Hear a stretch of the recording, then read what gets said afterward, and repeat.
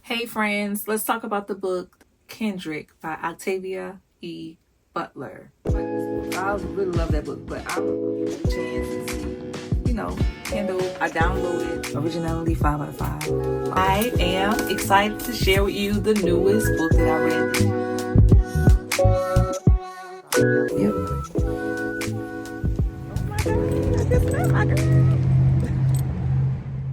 I know I don't really rate classics or books that has outlived me, but I just need to talk to somebody about this book because this book is going to be in my brain locked forever.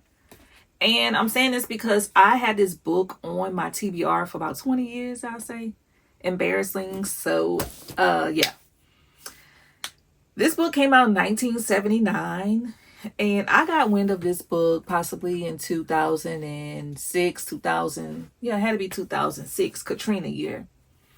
And I'm like into my reading and I'm just like, this book sounds so good. What is going on around with this book? I don't know how or where I got the idea for reading this book, but I just shelved it, And I'm like, I'm going to read Kindred. Once I have time again, I'm going to read Kindred. Told myself I was going to read this book, but let's see, when am I actually going to read it? So for some reason, fast forward, it's 2026. And I was on this reading all black books in February type situation. And I've been on a waiting list for Kindred in my library, and it didn't come until the last 2 days of February. So I started reading this on March 1st. I finished it March 2nd. I had it downloaded on my Kindle from Libby. So it was an ebook for me. This book, they had different editions of this book. Some of the books said it had 288 pages. Some of them had 306. Mine was numbered to 296 or so. They had different forewords, and then they had questions in the back. And they gave you a lot in this little book. I saw this book when I went on my journey to New Orleans to go to different bookshops. And I was like, this is a cool book. I'm definitely going to read it because I'm not going to buy it. I just have it on my Kindle from the library. Let's go for it. I was reading it for fun. It's a historical fiction, but I'll say historical fantasy. Sci-fi is what they categorize this book. I would like to thank myself, Stacy, for recommending this to myself. Would I recommend this book? Definitely so. I would recommend this book.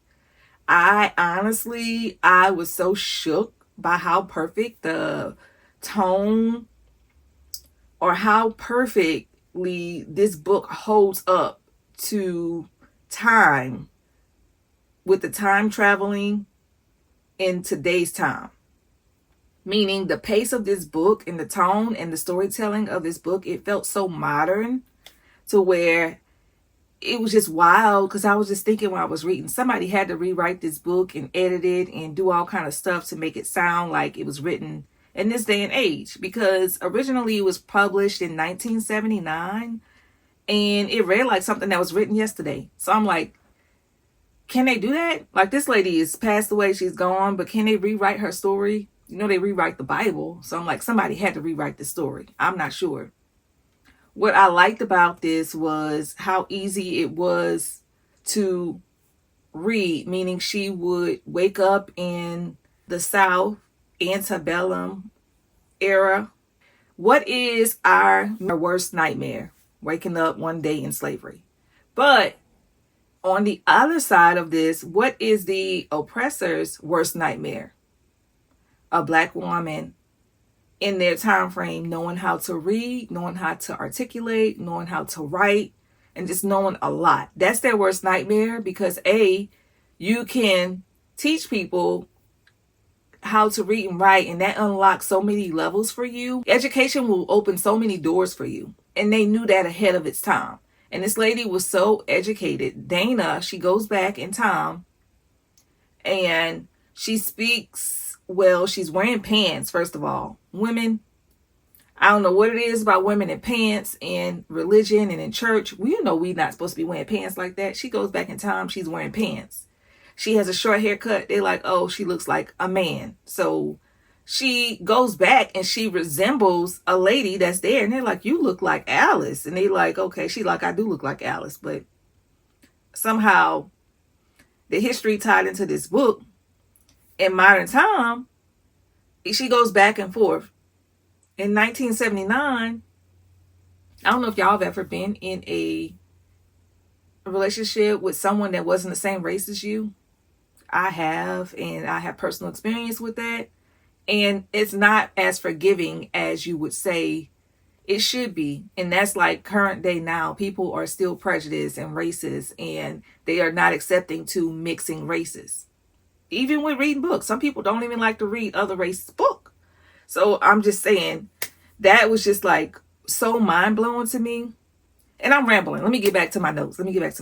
It was a perfect time traveling for me because she was out of place in 1979, married to a white guy, black girl. She's married to a white guy. She felt out of place, but she was okay with it. She married him. She loved him fine. You go back in time, and this slave owner, he has all these slaves, and you're just like, what have I gotten myself into? But you're here for a purpose. She's here because something was like calling or triggering her to come into that time, and she woke up, she was there to save this little white kid. And I'm thinking about all the time traveling books that I've read. I love time travel. That's a trope that I didn't know that I really needed. With Rebecca Cyril, she had in 5 years, One Italian Summer, she was on vacation in Italy. And then what else did I read? In 5 years, she is living up to her best friend's death or something like that. Anything can change in 5 years. Like that was a time lapse. The 7-year slip, I enjoy that. She goes into her great aunt or her grandma's apartment, and she's meeting this guy in the apartment, and it's just so magical in the 7-year slip. So this was ahead of its time, I think, because she wakes up in slavery. And she's not a slave. She's just like different, like an alien. Like she's just so different. Even with that book, Project Hail Mary, he wakes up, he's in space. He's figuring out his surroundings. She's figuring out her surroundings, and she's there to save the boy. But she's also there to give insight on, okay, I'm this smart, I'm articulate. The master's like, she can read, she can write, she might can poison us. Like, you can't teach these people these things because they're going to get the idea to run away. They might try to kill us. It makes things more dangerous because you know too much. And she spoke too well. So they were just like looking at her like, girl, what are you doing? Like something she had to hold close to her, like her cards close to her, and not give it to them because she was way advanced, because she saw history to where it was in 1979 versus them in the 1800s.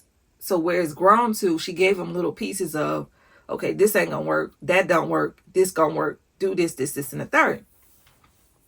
So knowing, the best part for this book for me was knowing that this book was banned in parts of the U.S.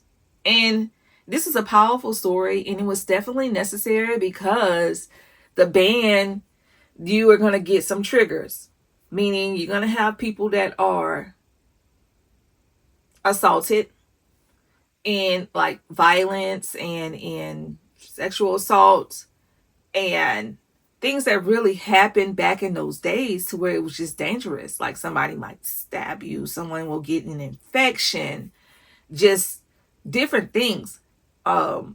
Arson. You have all these different things that happen, and suicide, and all these different things that are just banned, not because it's a black book, but because of the issues and the things that was happening throughout this story. But it was definitely necessary to put these things in the story because these things really happen. So I can see it being banned for children because you don't want them to repeat or to do any of these things in this day and time. The mindset of this girl, she was so smart. And her superpower was that she was black and educated. And she can time travel. She didn't know how she was doing it, but she was doing it. The guy, this little boy she saved, his name was Rufus. I hate the name Rufus. That's just, if you ask me what's the worst name in the world, it would probably be Rufus. I don't know why. I've always never liked that name. I first heard that name when I was working at summer camp, and we were going on a trip with these kids from New Orleans, and one of the little boys' name was Rufus. And I was like, why they named him Rufus? Oh my gosh. Anyways, I digress. The white mother of this little boy, Rufus, she already had attitude with that lady. Something about Dana she just did not like, and she saw it that she just did not like her. But the tables turned throughout the end. And I'm going to get to where I'm going to say spoilers. And I won't, if you have not read this book, just don't watch or mute. Because I'm going to get into some questions at the end of this book that I just need to go through, you know. Like they gave us some discussion questions and I just want to know y'all thoughts on this book.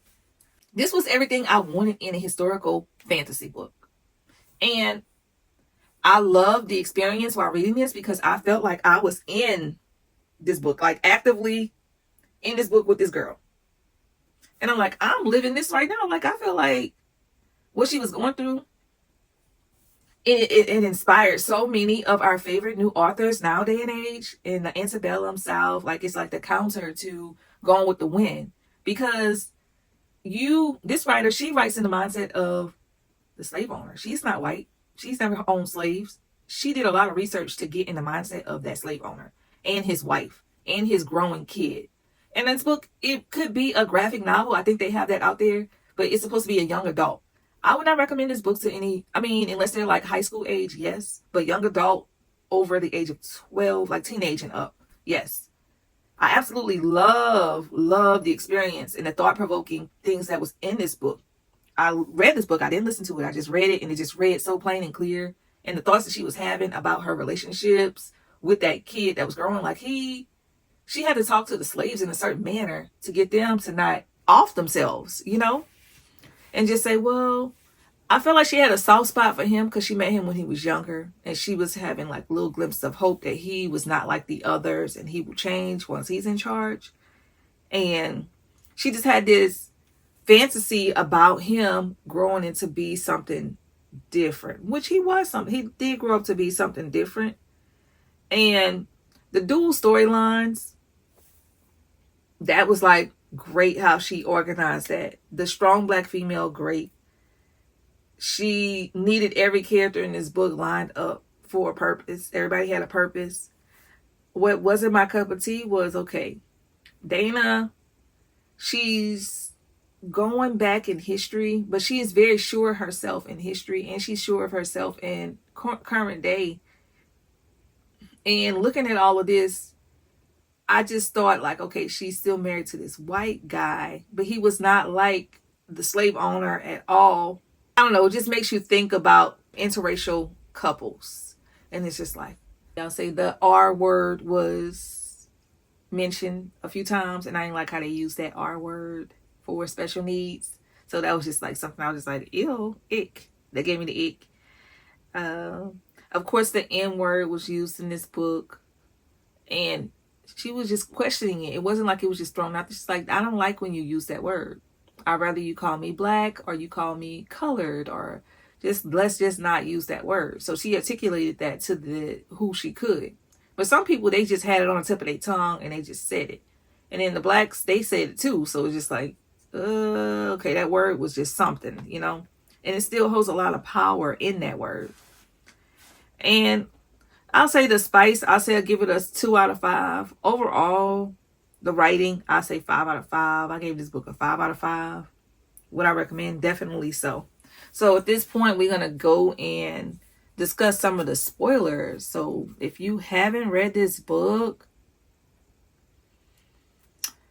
mute this. Mute. Or if you haven't read this book, just stop watching at this point. Because I just rambled on about this book, and I just need to get it off my mind so I can just go on with my next book. The next book I'm reading is The Girl That I Was, just because I need a palate cleanser. And this is time traveling too. Kevin and Dana, now they know that they can't change history. They say we're in the middle of history. We surely can't change it. Page 100.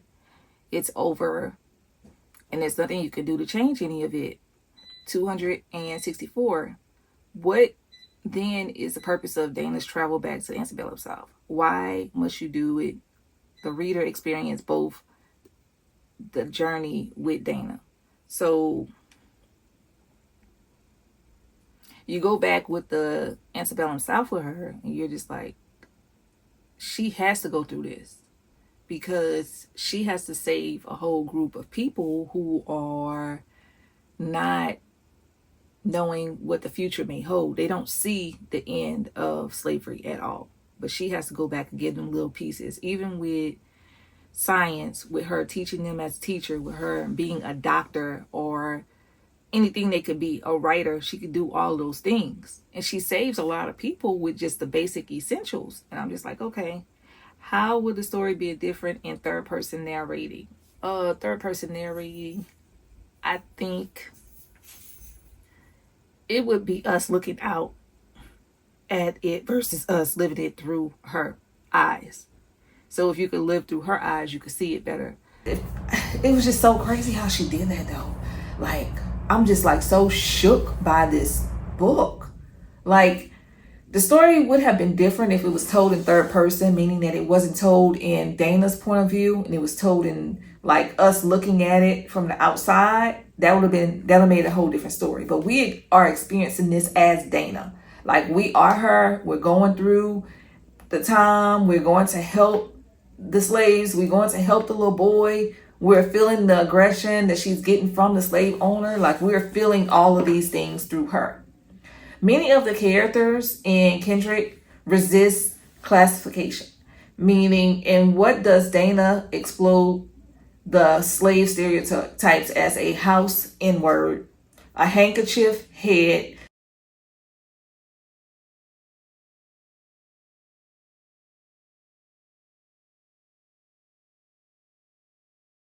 I just figured out what that was. Look up handkerchief head. That's like when you are a black person, but you don't see yourself as like the regular slave people. You see yourself a little bit better and you have your own game. You got to look up a handkerchief head. That was just something that I learned. A female Uncle Tom. And it's just like she's doing this out of what she was taught and what she learned to how to survive in this day and age, and she's bringing it back in time. And in what ways does she transcend them? This is just hard because she was not no house N-word. She was there because they kind of made her be there. And do you want to be a field slave, and you doing all this hard labor and stuff? Nobody wants that life. Nobody want that life. So if you sleeping in the attic, even though it's like not the best experience, you are living a better life than the people that are sleeping on in lower quarters. So it's like you want 5-star experience or you want 1-star experience. And that goes for anybody. She wasn't trying to have that 1-star experience, but she didn't do it. They just favored her for some reason. She was very favored. Despite Dana's determination to refuse the mammy role in the Whaleys, that's the Rufus household, she finds herself caught by it. I feel like Sarah's cautioning on page 156. Others see her as a mammy as well. You sound just like Sarah. That was on page 159. How, if all, does Dana reconcile her conscious efforts with the behavior? How do you reconcile them? So with her behavior, she was just basically how he was treating Alice was awful, but she was making him treat her a little bit nicer. And she was playing a role as the mammy because that was her circumstances. She didn't want to be the mammy. She just know they ate better food, they got better treatment, and all these different things. So I'm just like, if you getting better food, I say money. If you get more money, you're not selling out as the mammy. It's just that you can be beat just like the rest of them could be beat. You could die. You could have all these different circumstances, and you're just making the best of your circumstance. I never realized how easy people could be trained to accept slavery. That's what Dana said. She said this to her white husband, Kevin, when they return into the presence and are discussing their experiences in the antebellum South. Do we also in 21st century still have conditioned responses to slavery? So yes and no. You mentally people can't easily be trained to accept slavery, meaning that it was like, okay, slavery happened, now what? Get over it type situation. Or I'll just say with, I'm going to use a stereotype, how you have like your house cleaner and you have people that are not in this country and you're paying them pennies to basically be a housekeeper. That's like modern day slavery. Like when people go to jail and they commit a crime, of course, and then they get the wrong sentence and they're experiencing modern day slavery in the jail system. Like, I think you can easily be trained to accept it because in America, that's just one of the sores and cancers in this country. And we've seen a lot. We've been through a lot. And then that mentality is just like you, even in the workplace, we take a lesser pay. We work harder, longer hours. We don't take off for vacations. We do all these different things to confine in like modern, even though you're getting paid in your workplace, I can see it reading that way too, you know? How do you think Butler confronts us with issues of differences in Kindred? How does she challenge us to consider boundaries of black and white, master and slave, husband, wife, past and present? So the difference between black and white, of course, there's a different experience. You have like, some people have more of entitlement, or they have like, some people are just more privileged. And it's only because they're white. I hate to say it, but some people get a better experience if they are white. And some people get pushed up to the top just because they are white. And then you might have that one, like there's that token one. There's always that one black person or that one token that gets a pass. And I can see that like through time. It's just gonna always be like that. I'm not saying it should, but it's never should be just that one. And I think Octavia, she was that one before her time, like with sci-fi and how she wrote this book. Nobody was doing that. Nobody was, no, not no black woman. We barely even like sci-fi. Like science fiction, that's just something we just is so far out of our mind. But master slave, I think the master, he had his kinks on what he liked. The slave had to do what she had to do, even though her family was separated, her kids were separated. And to find that mental space and peace and be at peace with a lot of things, that was just another issue that they had in this book. Husband and wife, it's like he going his direction, she going hers. They're supposed to be one. And when you throw in race with that, black and white, it's just a whole nother ball game, a whole nother world. Past and present, like what we're doing now compared to how they were living in the past, it's just so like I'm like, y'all just need to read this book. Y'all need to read it. If you have, just tell me what you think about it and how you think the survival of this. So let's skip all of that. Compare Tom and Rufus. Tom was the dad, Rufus was the son. Rufus is improvement. Rufus an improvement over his father. So Rufus is the kid. He saw how black people helped him as far as like in the medical field, because he called on her when his daddy or when his mom or his family or somebody he needed saving, he called him. But if anything went wrong, she was the one to blame. She's like, oh no, we need to call a doctor. I'm not no doctor, but I could know a little 1, 2, but I'm not no doctor. And he's like, no, I like how you saved my life, saved these people's lives. So he depended on her a lot. The Tom, the dad, he didn't depend on, well, he did depend on her because he didn't want her to teach people. He wanted her to teach his son, but then his son outsmarted him. So it's just different layers in this book. How, if all, is Dana influence evidence on the adult Rufus? So her influence on him is that, look, you got children now. You wanted this lady so bad. You wanted her. You loved her. And in a way, he loves her. He loves Dana too, because he was just like he was codependent off of her for some reason. But the woman he was in love with was similar to her. So some things that he compared from Dana into the other lady, they made one woman, like the perfect woman. So if you can create the person that you want, it'll just be that one person. of the slave's attitude towards Rufus, Dana observes, strangely, they seem to like him, hold him in contempt, and fear him all the same time. So they liked him, but he had good and bad qualities in him that they liked, and the bad qualities kind of outweighed the bad ones. Because he was good, but then it was like, no, he's way worse than his dad. How can they feel these contradictory emotions? And how would you feel towards Rufus if you were in their situation? So at the end of the day, you gotta survive, and these people was doing what they had to do to survive. So if he's the master, you just have to kiss the ring and do what you gotta do. Compare Dana's professional life in the present, her temporary work, with her life as a slave. So she's a writer, and she writes movies, or she writes books, or whatever she's writing. Her life in the present, she's married to a white man.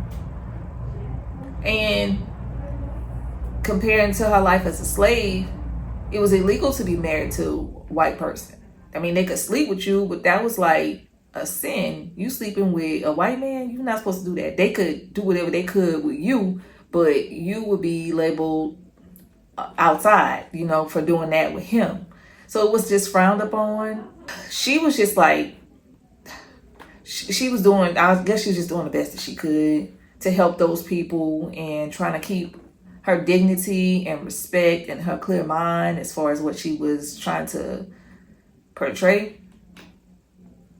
So when Dana and Kevin return from the past together, she thinks, I feel as though I was losing my place here in my own time. Rufus' time was stronger reality. Why would the 21st century seem less vivid to Dana than the 19th century? Back then, you couldn't ignore the life or death situation that it was back then. You had to do what you had to do. You were going to get beat, you was going to get killed, something was going to happen to you. Here, you can get beat, you can get killed, but it's more tolerable and it's more forgiving in this day and age. You just have to deal with like petty stuff. Then you could get killed for doing petty stuff, like for reading, for writing, for teaching somebody, from looking at somebody the wrong way. That's just how it was. Dana loses her left arm, this is spoiler, as she emerges for the last time in this novel in the past. Why is it significant? So she had to lose her arm because, even though it's crazy that she lost it in that time, that's to show her that this really happened to her. Like, she is coming back fragmented of herself, and it's a part of her that she left back in there, and it had to be drastic, like an arm, for she can just realize, damn, I went through this and this. That really, really real life happened. So that's why that was significant, and it marked a timestamp to where no one would really believe it. She wouldn't even believe it. She would think it was a dream and not tangible if she didn't lose something significant. Kevin is stranded in the past for 5 years, while Dana is there for less than 1 year. Why does Butler feel Kevin needs to stay in the past much longer than Dana? So Kevin, he could survive in the past. He was white, so he couldn't help with like the Underground Railroad and going up north as he pleased. He was more mobile. He can do different things. Dana, she was stuck on that plantation. She couldn't run away or none of that. How have their experiences affected their relationship to each other and the world around them? So the experiences in there, the slaves were looking at her like, you married to that white man? Girl, what is you doing?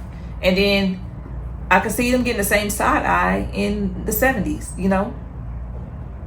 And the world around them, they just did not accept that. They just did not accept it. A common trend in time travel of science fiction assumes that one should not tamper with the past, lest you disturb the present. Butler obviously ignores that theory, and her characters continue to invade each other's lives. How does this influence the movement of the narrative? How does the conversation of this idea causes and effects? So for somehow she is an ancestor of these people. Like this is in her bloodline. So if you affect one thing the wrong way, it's going to affect how you turn out in the end. So I think that was kind of like, I don't know, because in the beginning she had this Bible with names listed in that Bible in real life. So she's like, okay, I see all these names. Where does this add up? And she goes back and she sees people who look like her. So that caused an effect that was kind of off a little bit for me, but it was fine.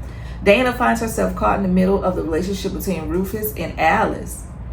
Why does Rufus use Dana to get to Alice? Does Alice also use Dana? So yeah, Rufus and Alice. Rufus is obsessed with, first of all, he's obsessed with Dana. And he's really, really sexually attracted to Alice. Alice has a husband. She don't want this man. She don't want him. She don't want him. But then Alice goes and she's just like, okay, well, I have to. Dana's like, you might want to do what you got to do with him, because if not, he gonna kill you or he gonna do something to hurt you. So go ahead and comply and do what you got to do. Do your do. And he gets Dana to start asking Alice to do these acts and stuff. So she's listening to her and she's just like, I don't want to do all that. Well, you could do this up until, and then you decide to run and handle your business. Woo. So Alice, she uses Dana because when Dana's there, Rufus is less, he's not as harsh and he doesn't beat her as bad when she's there. Needs and well-beings of other residents on a plantation creates a web of obligations that is difficult to navigate. Choose a specific incident or determine who holds power over whom. Access how it affects that situation. The needs and well-beings of the residents on the plantation, that they have the access because the man, he is tight, like he's cheap, but he has to keep these slaves alive so they can do his crops and all of the different things. So he gives them shoes, he gives them food, he gives them water, he gives them medicine. Like they didn't have medicine back then, but he gives them the doctor. He was cheap on getting doctors and stuff. He let them heal, or he let them die, or he sold them. So who held the power? Overall, I think Dana had power with her mind and mind control. He had power with manipulating and selling these people. So that's something, a whole different situation. Dana states, it was that destructive, single-minded love of his. He was self-destructive and he loved her. Like he loved me, not in a way that he loved Alice, thank God. She said that he didn't seem to want to sleep with me, but he wanted me around. Someone to talk to, someone who listened to him and cared about what he had to say. How does this relationship between Dana and Rufus develop? So this developed when he was a child. And she saved his life and she could read to him and she just soothed him. So that developed when he was a child. So it changed whenever he started getting older and then he needed a mate. But Dana was attractive, but he just was obsessed with Alice. And they looked just alike. So what are the different levels of love portrayed in Kindred? I think she loved Rufus as a little brother that she could groom into being something different than his dad. And he loved her because he was just obsessed with her and she soothed him. And he had mommy issues. His mom was like different. And his mom wasn't saving his life, Dana was. So he just always had that love for her. Discuss the ways in which the title encapsulates the relationship with this novel. Is it ironic? Is it literal? Is it metaphoric? What emphasis do we place on our own kinship? How does it compare with that novel? So Kindred. Some people have kindred spirits, like you ran past them in life before and y'all just automatically have that connection. And that's just like that kindred love or that kindred air. And you're just like, I feel like we've been friends before. We related or something in the blood. It's just something that just draws you to that person. So Kindred, I think that story is very fitting because she was connected to these people in the story some kind of way. And it all played a part in who she was today. Do you believe that Dana and Kevin's story actually happened? Or did they simply get caught up in nostalgic of examining old papers and books? So while I was reading, I was like, maybe they are writing a book, or maybe this is something that they read and they got caught up in this book like I got caught up in this book, because it felt like I was really out here with these people. How would their situation's significance have changed in Dana and Kevin's life if they had been imaginary? So she could be hallucinating and just imagining all this. It would have been different, but both of them are having the same hallucinations. No. If it were merely nostalgic or imagined situation, how would that change her perspective of the antebellum South and the treatment of slaves? This stuff really happened. That ain't gonna change my mind. All this happened. In that slavery time, that stuff was happening. Would it make the events less significant? Nope. The significance of those events happened. They was buying, selling, doing whatever to these people, and that's not gonna change. But if they hallucinated it and this was just a book that they were writing, I would be like, girl, okay, I see what you did. I see the little twist or that little 1-2 you did on this, and I enjoyed that part. That it was read to be like, okay, this happened, but she went back to look and fact check. Butler opens the novel with the conclusion of Dana's time travel. The final pages of this book, however, make up an epilogue that once again demonstrates a linear progressive movement in time. How does this epilogue serve to disturb the rhyme of the narrative? So it opens up with her losing an arm, and then it ends with her losing an arm. It just closed it out. I got closure in the end of this book, but I just still need to talk to somebody about it. Y'all see me going on and on and on. After returning from years in the 19th century, Kevin had attained a slight accent. Now he talking like these people. Lord have mercy. In this alteration symbolic the great changes, how come? How do you imagine Kevin and Dana's relationship will progress following the re-entering into life in 1976? So I was like, by the time we get 1970 something, she gonna leave him. She ain't gonna be with him much longer. I was like, she about to I don't know. I don't think she about to be with him no more. So that was just my take on this. So tell me if y'all read this book. I'm gonna have to find a physical book because I want to read it again. Like, I don't ever feel like I want to read a book again, but I want to read this one again, and I'm gonna find it and I'm gonna read it again.